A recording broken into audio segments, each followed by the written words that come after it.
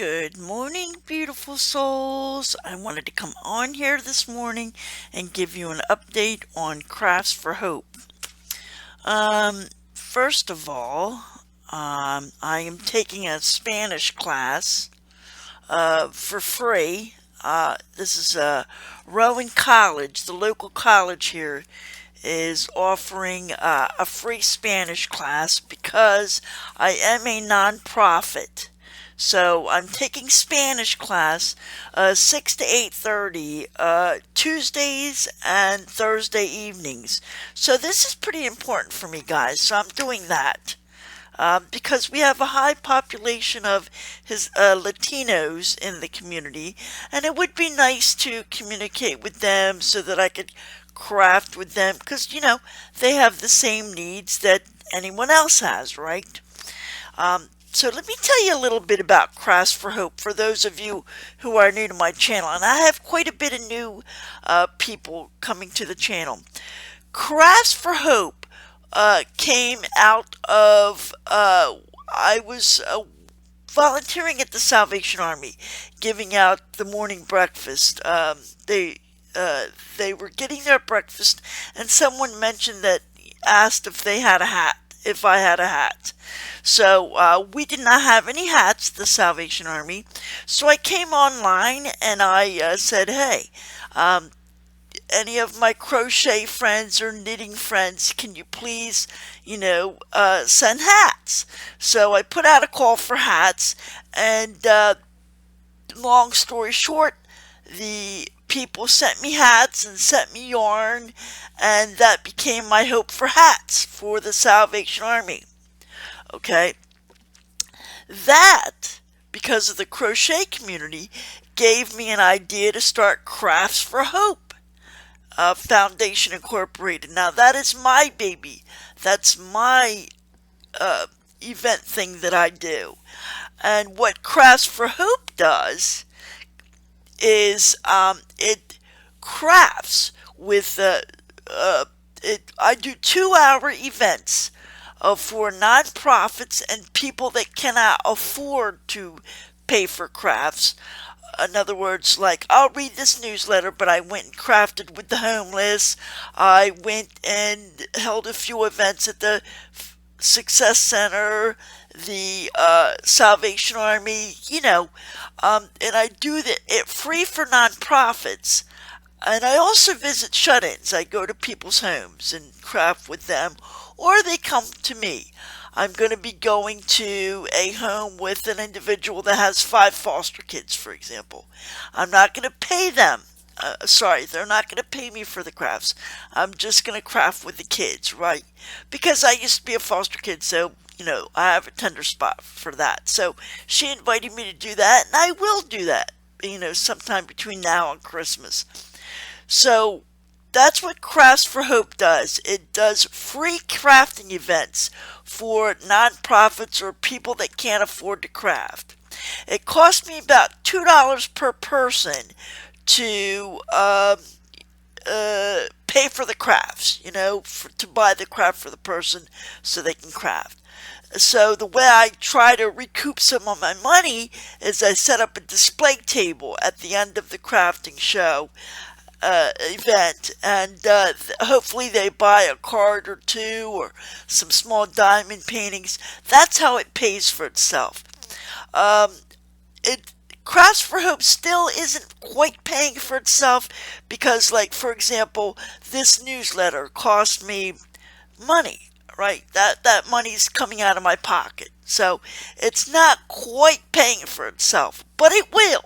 God is working, doing great things.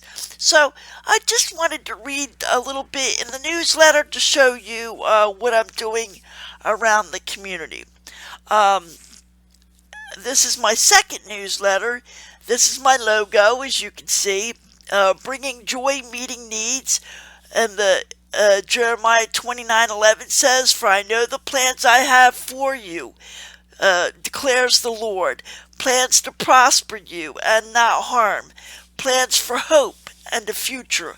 I like to share this Bible verse because Like I said, if you go and craft with the homeless, they need hope, They need to know that God loves them, Here we have a personal message from Annie. I'm just saying a little bit as a retired nurse. I love being able to continue to help my community as I enter the next phase of my life and my walk with the Lord. We are having a wonderful time since we became a nonprofit 501c3 mid-April. Not only are we doing crafting events for nonprofits and for those who cannot otherwise afford to craft, but we have expanded to doing paid events for parties such as birthdays, weddings, church events, picnics, and more to offset the cost of our non-paying events. We have added resources to help those with pets and as our support grows, I will also wish to add a resource area in this newsletter with needs specific to senior citizens. Thank you for your continued support. May God bless you richly. So see, I don't know what the community needs until I go out and craft with them. I visit the person in the nursing home or whatever. So, truth be told, I have not had any big paid events yet. That's something that I just started. I haven't even put an ad in the paper yet because, again, that takes money. Not to worry, we will get money. The Lord is leading. The important thing is that, I'm doing crafts for nonprofits and, it kind of pays for itself. The crafts itself are getting paid for, but not all the extraneous day-to-day things that it takes to run a nonprofit. So, but like I said, God is helping. So in this article here, I just wrote, I had a successful Christmas in July. I had an event at the Salvation Army, and that went well. They created cards here. This second article says, a smile for Eddie. I'll read you this one because this is kind of touching. It says, there is a 33% increase in the homeless population in Cumberland County from 2023. Cumberland County Family Shelter is difficult to get to as it is 16 miles from Bridgeton, New Jersey. So many of the homeless sleep and hang around the riverfront right in downtown Bridgeton. It's right up the street, maybe like 3.2 miles. One afternoon, I bought 10 hamburgers and 10 small fries. I grabbed some colored pencils and markers and a few coloring books and headed downtown. As I sat at the riverfront where I used to sit when I was homeless way back in 1988 and started coloring. It didn't take long for a gentleman to come walking by. I asked him if he wanted a hamburger, and he asked if I had $1. I said, no, not today, but I have a hamburger and some fries and a coloring page if you want to join. He smiled and sat down. Eddie's favorite color is red. He got divorced and had to leave his home. He began drinking and he has been on the streets for 2 years. He feels lost and alone. Oh, I feel sad for Eddie. Eddie has a friend, Mark. Mark has a friend, John. John was in the service but lost his disability, and Mark couldn't pay his rent. I told them what I knew to help them and try to get off the street. Sharon came by and claimed she knew me. They do that a lot around here. They go, hey, I know you. And then you're like, you do? And you start talking real friendly because you're thinking, hey, maybe I should know Sharon. But it turns out you never knew Sharon and Sharon never knew you. But she wants $1. I'm on to that. Now I'm on to that. But like I said, it's been a while since I've been on the streets. So, Sharon, maybe she did and maybe she didn't, but she ate a little lunch with me, and she likes to paint. I only had pencils that day, markers and pencils that day. I told her I would try and get some paint next time. She lost her children to foster care and started doing drugs. We all have a story in life, all of us. I ended with a prayer and told them that I'd be back when I could. Dear God, bless these beautiful souls. And this story is quite indicative of Cumberland County, especially Bridgeton. So, so the first story was the nonprofit organization I had a crafting event for. The second story was the homeless that I had a crafting event with. Now, you know, I bought the hamburgers and fries out of my own pocket. You see? So this is why I'm having a fundraiser this coming Saturday online. I'm really hoping you guys, help me out. You're helping a good cause. You're making Eddie smile. Um, so also in this newsletter, I have Lena's Corner. I have a delicious food pantry dog treat recipe. Remember, a lot of the people are below the poverty level here in Bridgeton. They're out of jobs. There's no industry in Bridgeton. A lot of people come to the food bank. So what can we get at the food bank? Well, we get a lot of applesauce, unsweetened applesauce, don't we? We get you get a lot of oatmeal, don't you?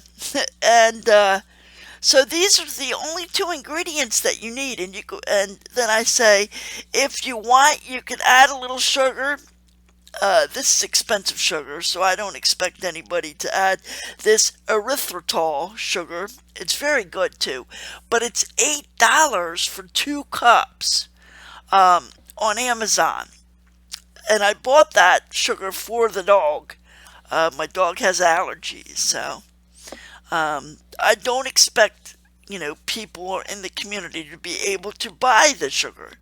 So that's why all you need for this recipe really is the unsweetened applesauce and the oatmeal, because you ground up the oatmeal in place of wheat flour, because wheat flour can also cause allergies for dogs. So that's what Lena's Corner is about. It just tells people um, fun stuff about their dog. Now, and then I go on to read, Lena is my 11-year-old service dog, and when given the opportunity, we are happy to help people in the community and online. God blessed us with several donations for the fur babies. What people do is they donate stuff to me, and then I donate it out to those in need. So people donated this stuff to me. And in doing so, we were able to pay it forward and help several people in need. Crafts for Hope Foundation Incorporated gave puppy training pads to a new fur mom in need. Another individual was gifted 100 pounds of dry dog food. This was made possible through PetSmart Charities. If you need help with pet food, ask your local food pantry or SPCA. You can also go online and get help for various needs for your dog. You go to, or cat, or any pet, you go to pethelpfinder.org in your area. So you go to pethelpfinder.org, put in your zip code, and you'll find different help for your fur baby. Elena and I were also able to give away a 48-can case of Caesar dog food and a 7-pound box of Milk-Bone treats, all thanks to the food banks. Because of generous donations online, we even helped someone online with a monetary gift of $50 to go towards her veterinary bill. So every once in a while, I will gift somebody online something, but I have to know you, right? I have to know you, because how do I know you really have that need? Unless I know you, unless you come and support the channel. How else am I going to know you if you don't subscribe, if you don't come to the lives, So I don't do that too much, but this particular person I knew, right? So as long as the Lord blesses Lena and I, we will always pay it forward to others. Lena is looking forward to helping the Salvation Army with their Red Kettle Drive. So we are going to ring the bell for the Red Kettle Drive, as I'm part of the Salvation Army. But none of the donations for Crafts for Hope will go to the Salvation Army. I am just part of the Salvation Army. If you look at I'm part of the Salvation Army, and I'm part of the Women's Christian Temperance Union. The reason I think that's important for you to know is because maybe people aren't Christians. All right, maybe people don't support the Salvation Army. Maybe people don't support the Women's Christian Temperance Union. I'm only telling you that, or maybe you do. But I'm only telling you that for full transparency. But Crafts for Hope is my baby, right? My baby alone. And what I do, like I said, I craft with people that otherwise can't afford to craft or buy. It's very expensive to buy it, to craft. It's expensive to buy cards, to make cards. It's expensive to paint. And where are people going to keep these things, right? So you come in, you diamond paint some keychains or stickers. It's just a fun time had by all, right? So here I wrote why crafting was important. We all know why. Here, I do want to read this to you guys. So let me read this to you. I'm nearsighted, so this is specifically for you guys, right? Look. It's my little logo, Crafts for Hope. And I'm going to read this to you guys. Many thanks to my supportive community, meaning you guys, right? This is why I'm hoping to see you on Saturday. Cumberland County, New Jersey is often referred to as the Forgotten County due to its economic and health challenges. Crafts for Hope Foundation is dedicated to bringing joy through crafting to those struggling with poverty, homelessness, debilitating illness, unemployment, mental illness, and substance abuse, if only but for 2 hours at a time. And in doing so, small needs are met along the way. I would like to take the time to give a great big thank you to my neighborhood, but also to my friends online. The crochet community, the knitting community actually started all this, and I don't even crochet or knit, right? But, the online, crafting in general online is a great group of people, Your support really means the world to me. Thank you. To the individuals who supported me in the coloring book project I made for another nonprofit organization, thank you. To those that will continue... Wait, I lost my spot here. Let's see. Thank you to those that will continue to mail your own handmade crafts to me. And with your blessing, I set the bookmarkers, the resin creations, and the various other crafts out for sale when I attend craft fairs to raise money. Thank you to the numerous folks who have bought my diamond painting cards, which is the event we're going to have this Saturday at 7 p.m. Thank you to any and all of the things you mail to me, for everything finds its way into the community to bring joy and meet the needs, just like the motto says. Crafts for Hope, bringing joy by crafting, meeting needs by giving them a hat, or giving them dog pads, or giving them dog food, or giving them nail polish, or alcohol. I got that donated, right? These are some other things that we're donating. Old keys get sent to the Kidney Foundation of Central PA.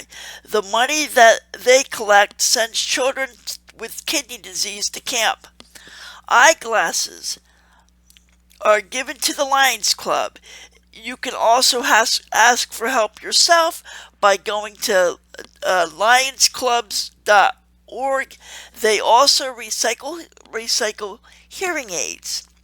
Soda tabs get sent to the Ronald McDonald House to help families of those who have children with cancer. Thank you for the soap. You know who you are. I gave you a shout out. Thank you for the socks. Thank you for the scarves. Thank you for the hats. All these things get sent to the people in need. These items go to various agencies in the community that participate in Code Blue. Code Blue is a program that when winter comes, certain businesses and churches are designated to bring the homeless in from the cold so they'll have a safe place to sleep and stay warm while it's below freezing or snowing outside, right? And many, many, many, many, many thanks for the yarn. Even though I don't craft, knit, or crochet, you know what I do with the yarn? I give them the people who do craft or know how to knit. And in turn, they make baby hats. I have two people that make baby hats and blankets for the local hospital. Not only that, but the local hospital needs blankets and baby hats and clothes for when they have a stillborn. And you know they still bathe the baby, they still clothe the baby and give it back to the mother and let the mother spend a few hours with the baby. I thought that was really sweet. I didn't even think about that until one of my crocheters, knitters, I guess, whatever she's doing, crocheting or knitting. She came back and told me that story. That was so touching. So this is the importance of the yarn, and this is the importance of the, the things that you donate, whether it's monetary or you buy something or you send it in the mail. It's all a circle. Life is a circle, and we're all helping each other. So, and then I have some ways you could give. I have the number you could call, a little advertisement in this newsletter if they want a paid event. So this was quite a nice little newsletter. But like I said, to make the newsletter, and here's some coloring on the back, and then it was October is Breast Cancer Awareness Month. November is Thanksgiving, and then Christmas. December is Christmas. I would make the newsletter every month if I could, but like I said, that's an expense that I just don't have right now. So I put out the newsletter every quarter. I have a winter, spring, summer, and fall edition. As I grow or as I can afford it, I'll make the newsletter, more often. So, and then here was a little spot where people could give 10, 20, 30, or just $2 or others. And then I said, we hope you enjoyed the newsletter. Each gift of $20 or more, you will receive a special token of our appreciation. So I'll send them a magnet or a keychain, some small token of appreciation to all the donors. So that was this month's newsletter. That's the update for Crafts for Hope. I'm going to invite you all to come Saturday, 7 p.m. Eastern Standard Time. I'm going to have a fundraiser where I'm going to sell, keychains, my diamond painting tabletop toppers, paper cards, diamond painting cards, all at a discount. Now let me tell you something. Can you buy these things on your own on Amazon or on Temu? Yes, you can. But think about the good you're doing to lots of people.